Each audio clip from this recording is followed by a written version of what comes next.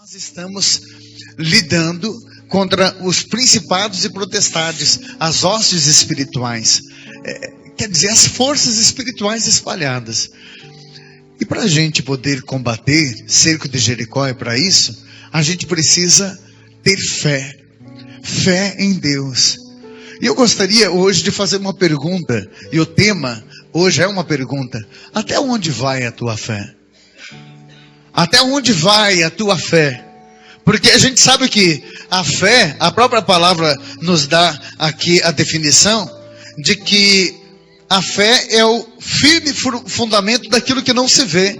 Em Hebreus 11, no versículo 1, é essa a definição de fé. A fé é o firme fundamento das coisas que se esperam, a prova das coisas daquilo que não se vê. É a prova. Você quer vencer, sim ou não?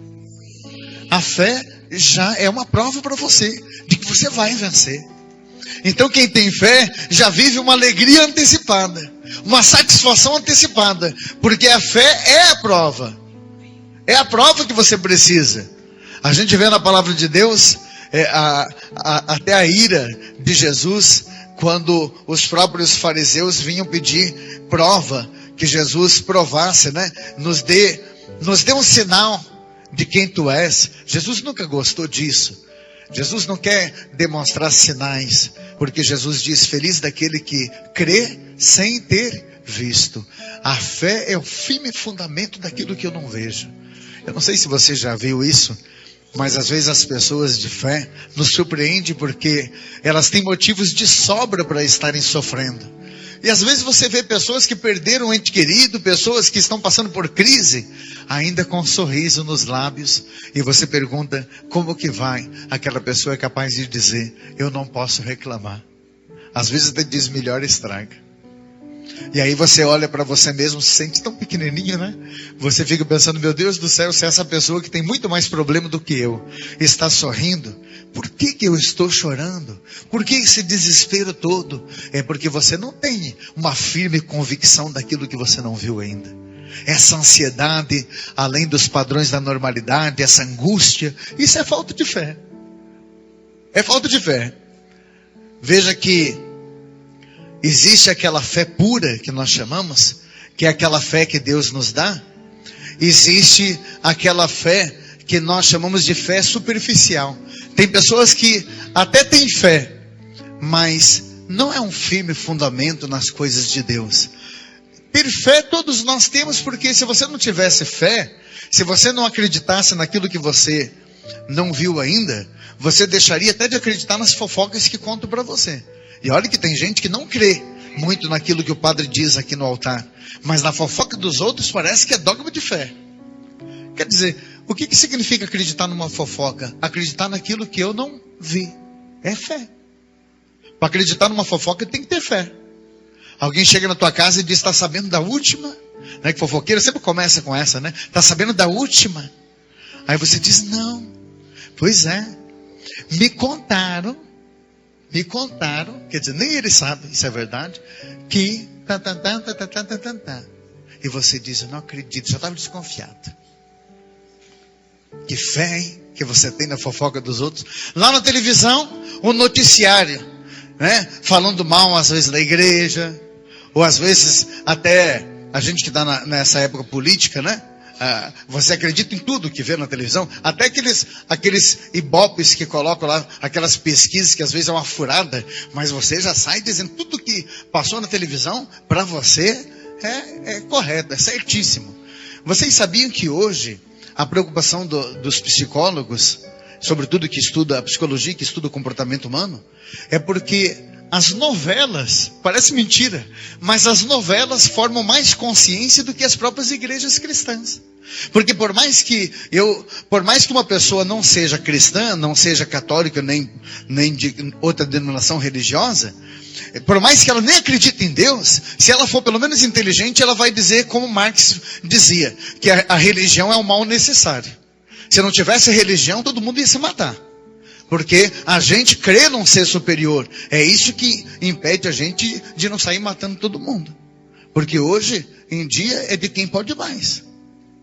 A gente nem usa arma, né? A gente nem usa revólver na cinta, nem uma faca, nada para se proteger. Agora a bandidagem aí tem, né? É a gente que tem fé de que Deus vai proteger, de que não vai acontecer nada. Então a religião é um meio de sobrevivência para que o mundo não se acabe. Vejam, gente, que é triste, mas tem gente que não sai de casa sem antes ouvir o horóscopo. Lá no rádio, quando chega na hora do horóscopo, você quer saber, eu não sei qual o seu signo, mas quando fala o teu signo, você já não deixa ninguém conversar. Você quer. Esses tempos até um católico praticante estava no rádio, conversa vai, conversa vem, e a gente falando sobre fé. Eu percebi que a hora que estava no horóscopo lá, tá, sei, padre, foi erguendo o volume. Eu disse, eu vou parar de falar para não atrapalhar teu horóscopo, viu? Ele queria morrer. Não, padre. Eu falei, não, pode ouvir aí. Para de falar, senão você vai perder. Por quê? Porque isso está impregnado na nossa vida. Satanás também quer que a gente acredite. Satanás também quer que a gente tenha fé, mas não em Deus. Porque se você tiver fé em Deus, ele está perdido. Se você crê em Deus, ele está perdido. Ele perde o domínio sobre a tua vida. Então é por isso que Satanás usa dessa tendência que nós temos natural, porque todo mundo crê em alguma coisa, mas sempre para ofuscar a realidade. Então às vezes você é até católico, é católica, é cristã, mas quando a cordinha aperta que você está sofrendo, meu amigo, aí passa na frente de uma igrejinha, tem uma placa gigante lá, pare de sofrer, participe da sessão do descarrego. Aí você diz, não, imagina, eu sou católico, mas aí você já, poxa, pare de sofrer. Parece que está me chamando lá. Já está balançando na fé, né? Até onde vai a tua fé, filho? Até onde vai? Às vezes superstições que a gente pode ter. Superstições. É uma vergonha, mas esse tempo eu estava assistindo um programa que tem aquelas pegadinhas. Então colocaram uma escada. E não tinha por outro lado passar. A gente via que a maioria das pessoas não passava embaixo da escada. Não passavam. Porque eles acreditavam de que se eles passassem ali ia dar azar. Isso é uma crença, é uma fé ofuscada. E o Senhor, Ele sempre quer testar a nossa fé. Até onde vai a nossa fé, né? Essas benzedeiras, minha Nossa Senhora. Eu fui esses tempos almoçar na casa de uma mulher que depois disse para mim que fazia esses benzimentos. E aí ela dizia, padre, veja, eu rezo as orações da igreja, tudo. Tá, mas o que mais que a senhora faz além das orações? Não, eu só pego assim uma colher, aí ponho cruzadinho com outra, a gente põe um carvãozinho assim, né? Mas é coisinha pouca. Põe um carvãozinho. Falou, filho, isso é superstição. É só oração, só Jesus não basta para você? Só a intercessão de Nossa Senhora não basta? Tem que ter a colherzinha ali, tem que ter o paninho, tem que ter... A gente às vezes vai caminhando por essas fezes, né? Vamos dizer assim, esse tanto de fé que tem aí, que é essas fezes que chegam a cheirar mal. Cuidado com isso, filho. Cuidado. Né? Tá passando na rua, vem aquela mulher, posso ler tua mão? Aí você diz, só para não criar casa, só para não ofender, né? Para não ofender. Ou é porque você está curioso? E aí ela começa a dizer umas coisas tão óbvias para você, você começa a cair, começa a acreditar. Gente, eu cheguei a imprimir aqui. Eu cheguei a imprimir porque, eu vou dizer, não vou citar o nome da pessoa, mas é para vocês verem, nas centenas e centenas de pedidos de oração, um que eu recebi já faz muito tempo isso aqui.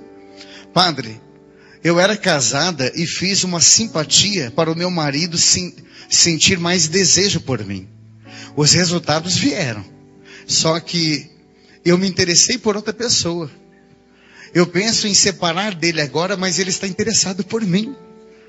Ele está cada vez mais louco por mim. É só uma pergunta. Como que eu faço para desmanchar a simpatia? Estão entendendo? Como que a gente mistura esse tipo de crença? A gente tem fé, às vezes, num monte de coisa. Tem gente que vai até para o espiritismo, vai para a igreja protestante, ele vai em tudo quanto é lugar e ainda diz, mas o Deus é o mesmo. Filho, você tem que escolher. O que você quer? A palavra de Deus diz assim: não se perturbe o vosso coração. Credes em Deus, credes em mim também. É o próprio Senhor dizendo em João 14, versículo 1, que se você crê em Deus, então você tem que crer nele também. É nele, e não em outras coisas. É nele. Tem até uma historinha que o rapaz tinha um vizinho que era desses que lia a mão, né? Era um cigano. E ele já tinha tantas coisas que ele achava que tinha dado certo, né? Porque é impressionante que esses ciganos, essas cartomantes, falam umas coisas óbvias. Eu estou vendo aqui que você já teve um grande amor na tua vida. Mas isso vai dar certo até para o padre, meu Deus do céu. Quem é que nunca teve um grande amor? Hein? E aí, tantas coisas já tinham dado certo, que ele tinha uma fé naquele homem. Ele foi um certo dia lá, porque ele estava precisando de um cavalinho bom para trabalhar na roça, era no interior. E aí ele chega lá e disse: vizinho, eu vim aqui porque eu confio em você. Eu confio. Chegou a tirar o chapéu. O senhor não tem um cavalo aí para me arrumar, porque eu preciso para trabalhar na roça? Aquele homem imediatamente já disse: olha, eu tenho um cavalo aqui, de estimação. Eu gosto muito dele.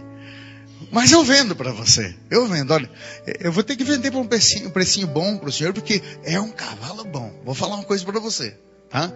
O senhor me dá aí 20 mil nele.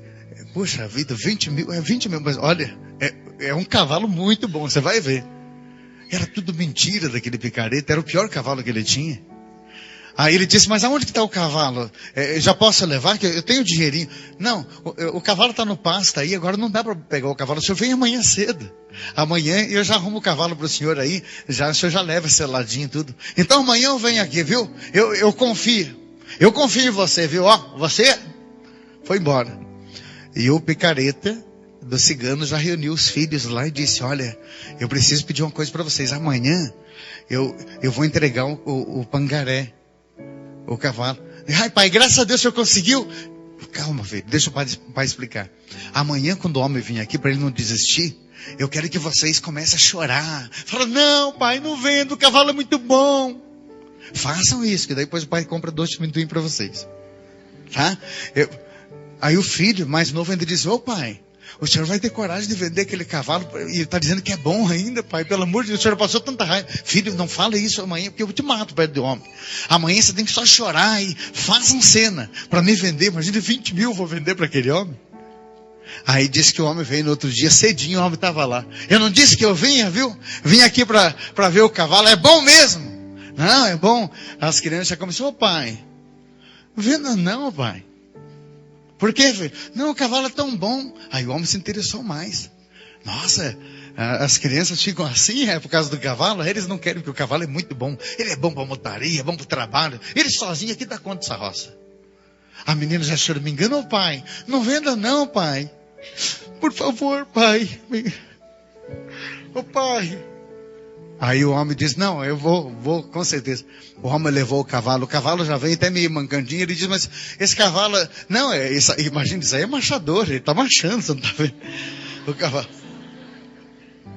Passou uma semana, ele lá na frente, numa boa, com a filharada, o homem chegando, puxando o cavalo. E ele diz: olha, com certeza veio entregar o cavalo, deixa com o pai.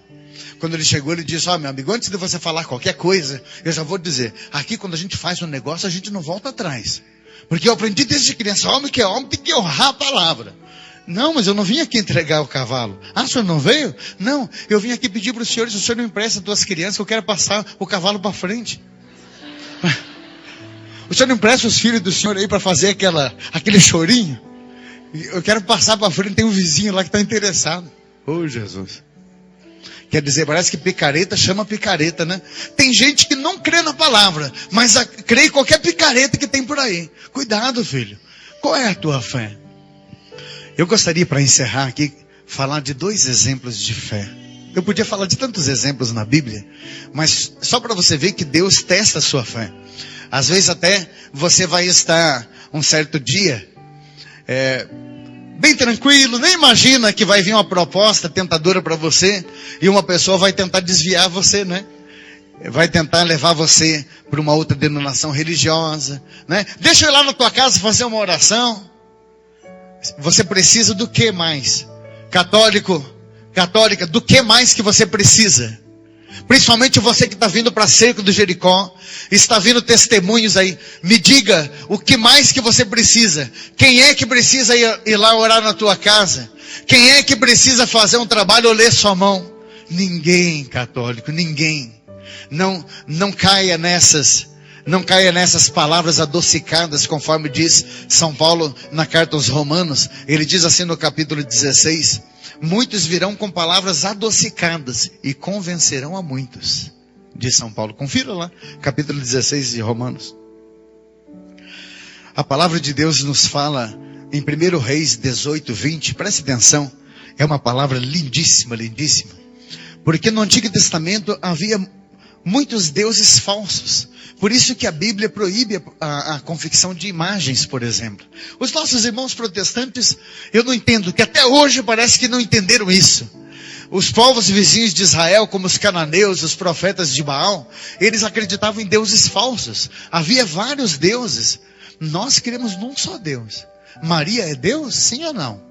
É claro que não é Deus, mas Maria intercede. Maria nos ajuda a chegar até Deus. É ou não é verdade? Os santos levaram uma vida santa. É por isso que nós queremos ser como os santos. Porque eles nos levam a... Mas eles naquela época não acreditavam em Deus. Eles naquela época acreditavam em deuses falsos. Preste atenção no que eu vou dizer aqui. Por exemplo, Elias. Diz a palavra de Elias em 1 Reis 18, 20. Não precisa achar a palavra, pode deixar que o padre acompanhe aqui. Elias aproximou-se de todo aquele povo que acreditava no Deus Baal e disse: até quando vocês claudicareis dos dois pés? Quer dizer, até quando vocês vão ficar em cima do muro? Se esse Deus que vocês cultuam de fato é Deus, então vamos fazer uma proposta. Colocaremos a lenha e o cordeiro, e vamos clamar o nosso Deus. Vocês são 450 homens, eu estou sozinho. Ó a fé desse homem. O que ele faz a proposta? Nós vamos preparar um holocausto, um sacrifício. Vamos pôr a lenha e um cordeiro em cima. Mas vocês sabem que naquela época se queimava o cordeiro. A fumaça do cordeiro era oferecida a Deus. E Elias aqui diz: nós não vamos colocar fogo. Nós vamos clamar ao nosso Deus. Se o Deus de vocês é verdadeiro, o Deus de vocês vai mandar fogo aqui. Se o meu Deus é verdadeiro, é o meu Deus que vai mandar. Eram 450 homens. E ele sozinho ali acreditando nesse Deus que nós servimos. Nesse Deus que nós clamamos no cerco de Jericó para quebrar muralhas. E aí diz a palavra, resumindo, eles começaram a se retalhar em faca diante daquele altar que elevaram ao Senhor. E aí a gente vê que a cultura dos povos do Antigo Testamento era uma cultura totalmente idolátrica, era de idolatria mesmo. Se retalhavam em faca diante do altar, conforme o costume, diz a palavra.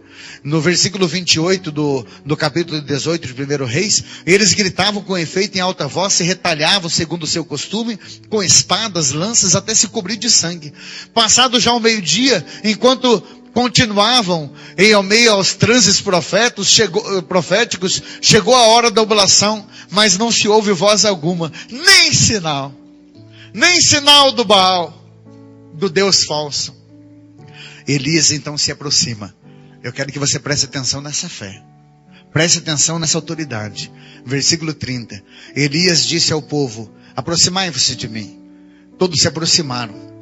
Tomou 12 pedras, segundo o número das 12 tribos de Israel. Pediu para que enchesse talhas de água, jogasse sobre a lenha e sobre a valeta que estava em volta. Alguém aqui já tentou acender lenha molhada? Hein? Quem aqui tem fogão a lenha? É uma tristeza, né? Pois ele mandou encharcar aquelas lenhas de água. Ponham talhas de água aqui em cima. Os 450 homens olhando para ele, sem saber o que ele ia fazer. Versículo 33. Dispôs a lenha, colocou sobre ela, encheu 4 talhas de água, derramaram sobre ela, depois disse: fazei isso pela segunda vez. Encharcaram de novo.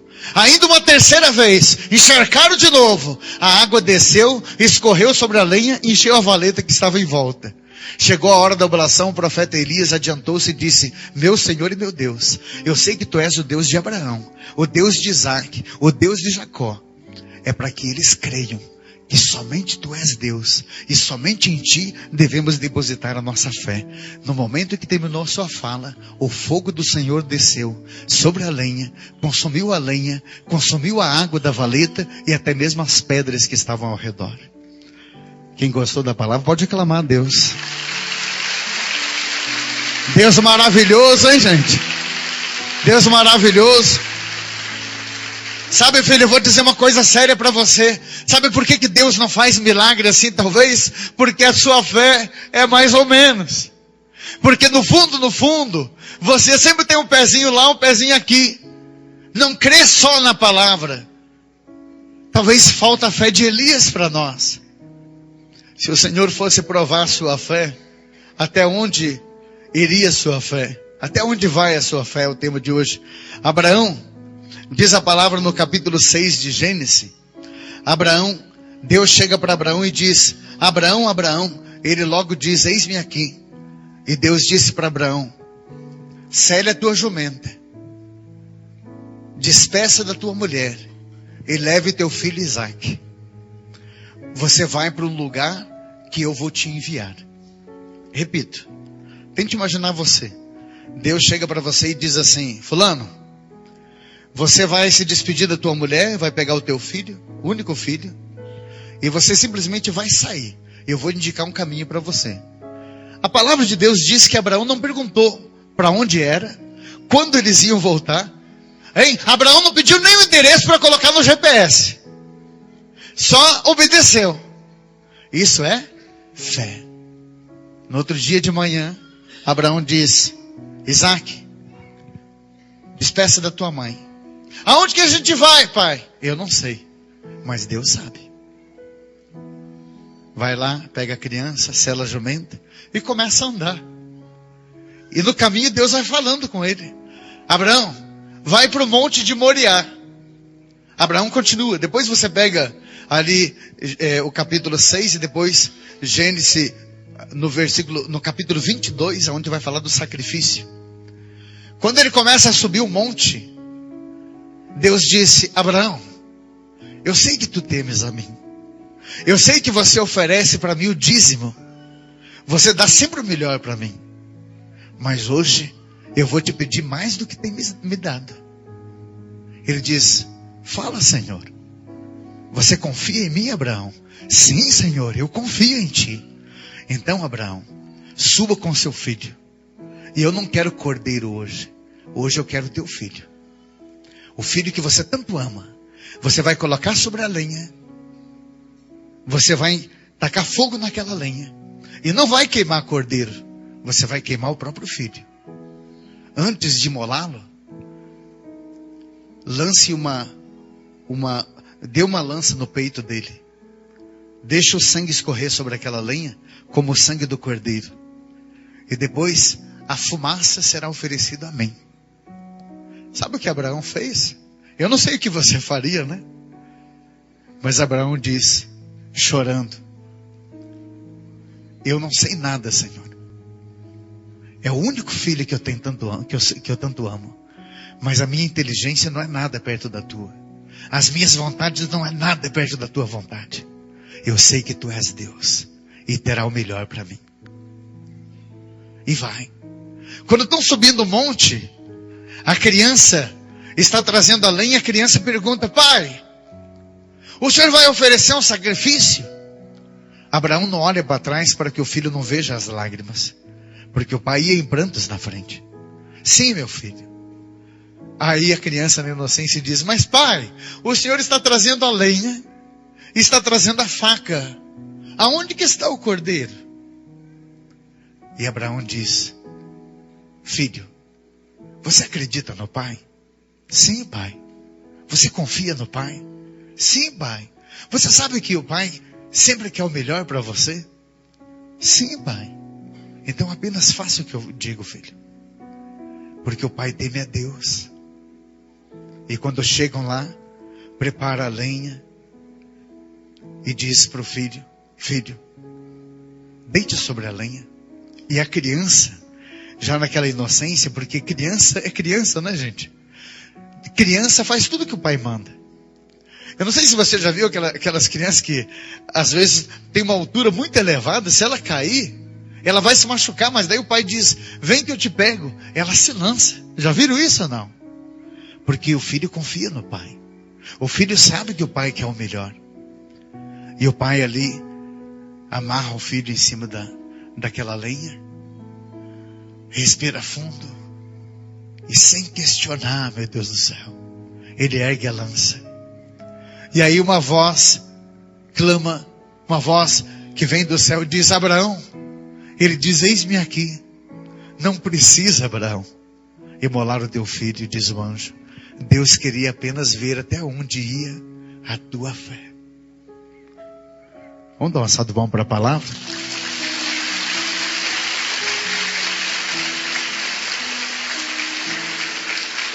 Filho, eu vou dizer para você, eu não sei até onde vai a tua fé, mas hoje o Senhor está dizendo para você, sem sombra de dúvida, pare de questionar.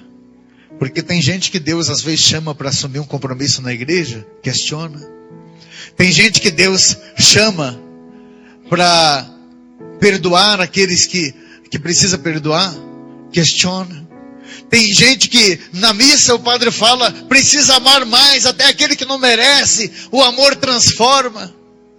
Mas aí você questiona: o padre não conhece minha família, é fácil falar, né? Pare de questionar um pouco, filho. Começa a fazer o que Deus manda. Nem que para você seja um absurdo, nem que para você pareça absurdo o que Deus está pedindo, porque você vai enxergar vitórias. Põe a mão no teu coração, deixa o padre orar por você e diga assim: meu Senhor e meu Deus, meu Senhor e meu Deus, a minha fé é menor que um grão de mostarda. A minha fé é menor que um grão de mostarda. Mas eu creio, Senhor. Mas eu creio, Senhor. O Senhor tem o melhor para mim. O Senhor tem o melhor para mim. E eu quero as tuas promessas, Jesus. E eu quero as tuas promessas, que caiam Jesus, por terra. que caiam por terra. Todas as muralhas. Todas as muralhas que me impede de ser feliz. Que me impede de ser feliz. Em nome de Jesus. Em nome de Jesus. Água do lado de Cristo, lavai-me. Água do lado de Cristo, lavai-me. Paixão de Cristo, confortai-me. Paixão de Cristo, confortai-me. Meu Jesus, ouvi-me. Meu Jesus, ouvi-me. Dentro de vossas chagas, escondei-me. Dentro de vossas chagas, escondei-me. Não permita que eu me separe de vós. Não permita que eu me separe de vós. Do espírito maligno, defendei-me. Do espírito maligno, defendei-me. Na hora da minha morte, chamai-me. Na hora da minha morte, chamai-me. Mandai-me ir para vós. Mandai-me ir para vós. Para que eu sempre vos louve. Para que eu sempre vos louve. Por todos os séculos dos séculos. Por todos os séculos dos séculos. O Senhor me dava uma imagem muito forte agora de Nossa Senhora nos pés da cruz. O que será que passava no coração de Nossa Senhora quando ela via o filho ali sendo crucificado? Ela tinha fé para saber que Deus tinha o melhor para o filho dela. E no terceiro dia ele ressuscitou. Deixa eu só terminar aqui dizendo assim: mãe, você que nunca entendeu por que Deus levou um filho teu, por que Deus chamou essa pessoa que você tanto amava, e a tua vida nunca mais foi a mesma. Mas se você entendesse dos planos de Deus, você ia dizer assim: foi o melhor que Deus pôde fazer. Tem coisas que a gente só vai entender na eternidade, mas creia, Deus sempre tem o melhor. Seja obediente e aceite aquilo que está te acontecendo. Eu sei que eu estou dirigindo essa palavra para algumas pessoas que precisam entender que até mesmo a dor da perda a gente precisa encarar com fé. Amém?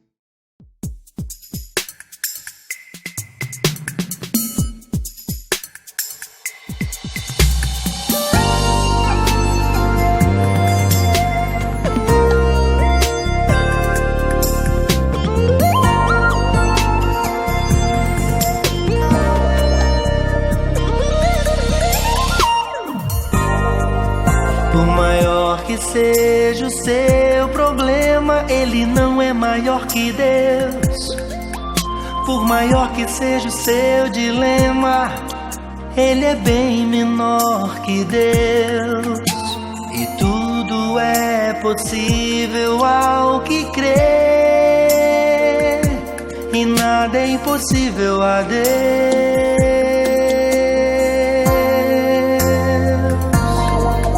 Por maior que seja o seu problema, ele não é maior que Deus.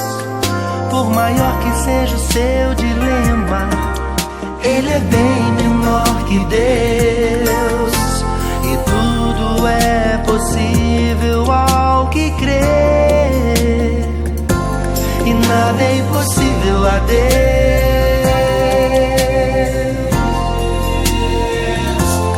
Tudo é possível ao que crê. Com Jesus nós somos muito mais. Não há mar que não se abra, não há mal que não se afogue. Tudo é possível ao que crê. Com Jesus nós somos muito mais. Não há mar que não se abra, não há mal que não se afogue. Pois tudo é possível ao que crê.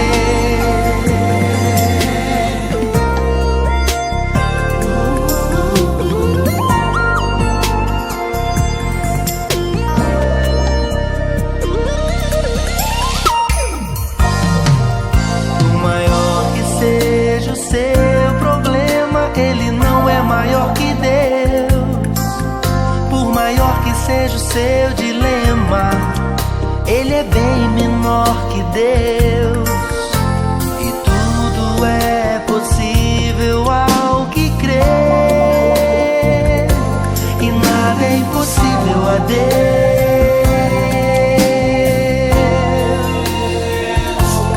Tudo é possível ao que crê. Com Jesus nós somos muito mais. Não há mar que não se abra, não há mal que não se afogue. Tudo é possível ao que crê. Com Jesus nós somos muito mais. Não há mar que não se abra, não há mal que não se afogue. Pois tudo é possível ao que crê. Com Jesus nós somos muito mais. Não há mar que não se abra, não há mal que não se afogue.